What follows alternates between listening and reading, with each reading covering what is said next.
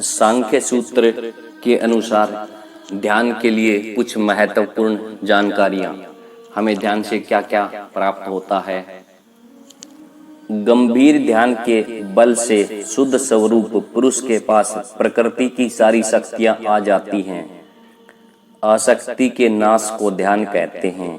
ध्यान की सिद्धि समस्त वृत्तियों के निरोध से होती है। धारणा, आसन और अपने कर्तव्य कर्मों के पालन से ध्यान सिद्ध हो जाता है।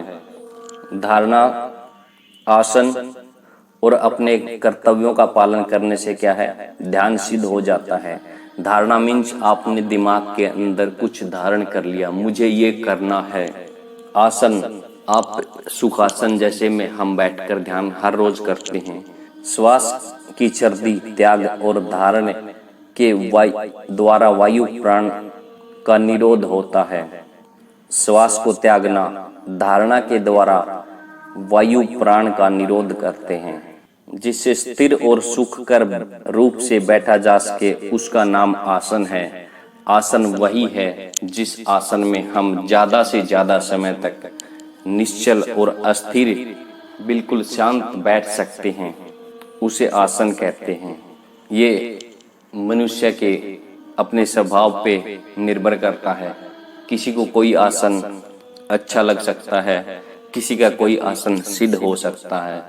सिद्धि का मतलब यही है कि आप उस आसन में अस्थिर, उस आसन में बिल्कुल शांत ज्यादा से ज्यादा समय तक बैठ सकें। वैराग्य और अभ्यास से भी ध्यान सिद्ध होता है। प्रकृति के प्रत्येक तत्व को यह नहीं कहकर त्याग करने से विवेक सिद्ध होता है। वेदों में एक से अधिक बार श्रवण का उपदेश है, अतएव पुनः पुनः श्रवण आवश्यक है। प्रणति, ब्रह्मचर्य और गुरु सेवा के द्वारा इंद्र के समान बहुत समय के बाद सिद्धि प्राप्त होती है। ज्ञानो उत्पत्ति का कोई काल नियम नहीं है। जैसे वामदेव मुनि को गर्भावस्था में ज्ञान का उदय हुआ था। जिस मनुष्य ने अतिशय यानी ज्ञान की पराकाष्ठा को प्राप्त कर लिया है, उसके संग के द्वारा भी विवेक प्राप्त होता है। जिस प्रकार भोग से सोबरी मुनि की आसक्ति दूर नहीं हुई थी, उसी प्रकार दूसरों को भी भोग के द्वारा आसक्ति नहीं नष्ट होती।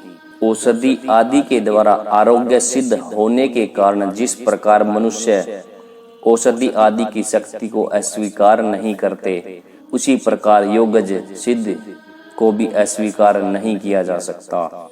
जिस प्रकार बैठकर सुखकर हो और जिससे शरीर और मन विचलित न हो, वही आसन है। इसके सिवा और कोई नियम नहीं है। व्यास सूत्र।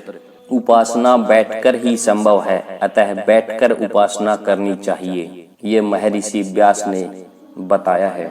ध्यान के कारण भी बैठे हुए अंग संचालन क्रिया से रहित इत्यादि लक्षण युक्त पुरुष को देखकर लोग कहते हैं वे ध्यान कर रहे हैं। अतएव ध्यान बैठे हुए पुरुष में ही संभव है।